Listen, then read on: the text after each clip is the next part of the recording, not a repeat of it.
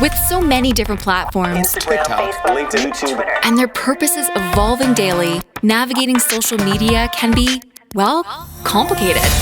Welcome to the Social Media Sucks podcast from Cubco. Social media. Really sucks. Where we unpack the latest trends and help remove the suck from social media. We talked a little bit about it, but I would say that it's also one of the ways that some of the biggest brands are growing right now. Before the podcast, like earlier today, me and Andy were talking about, and actually last podcast as well, we were talking about Gymshark. Yeah. They built a giant multi-billion-dollar business or billion-dollar business on a little bit of influencer, not a little bit, a lot of influencer marketing. We also see Daniel Wellington, a watch company. You mentioned Kylie Makeup at the start here. I mean, that's obviously she was a celebrity, but also an influencer in that sense of very much an Instagram sort of personality that grew a multi-billion-dollar company.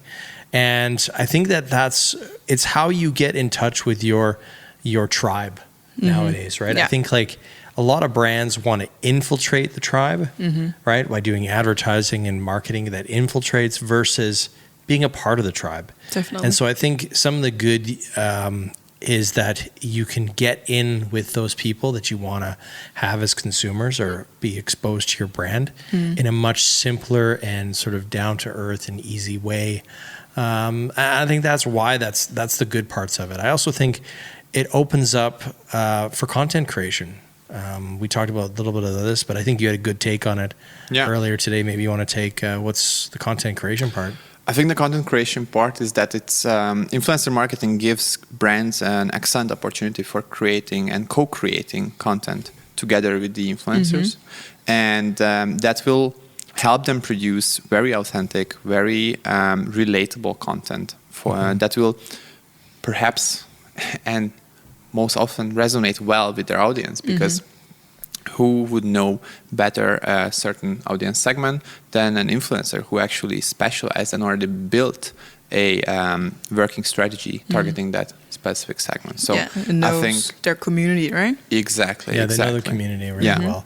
And I think that's also, you get that data as a marketer, you get to understand what is this audience about and how can we, best treat them and serve them. So that's really some of the great parts about influencer marketing. I also think you talked about making relevant content, but it's also about scaling up content. Yes. No brand comes to us and says, hey, we got enough content. We don't need any content. Keep your content. They always want more, right? And our appetite for content hasn't slowed down. I've mentioned this on other podcasts. And so I think it also gives you an ability to scale up your content faster because you can go out to many different influencers and get new content from them. I mean, you were talking about BMW today. Maybe you want to just touch on what has BMW done with influencer marketing? Of course. BMW is doing a really interesting strategy with their Instagram, for example, where they are tapping into micro-influencers who are creating really good quality content and putting out content that is really fire and resonating well with certain segments, as I also talked about it before. And BMW is basically giving them a car to take it on a ride. Typically, they're doing it for influencers who group up, so it's like at least 2 or most likely 3 different influencers.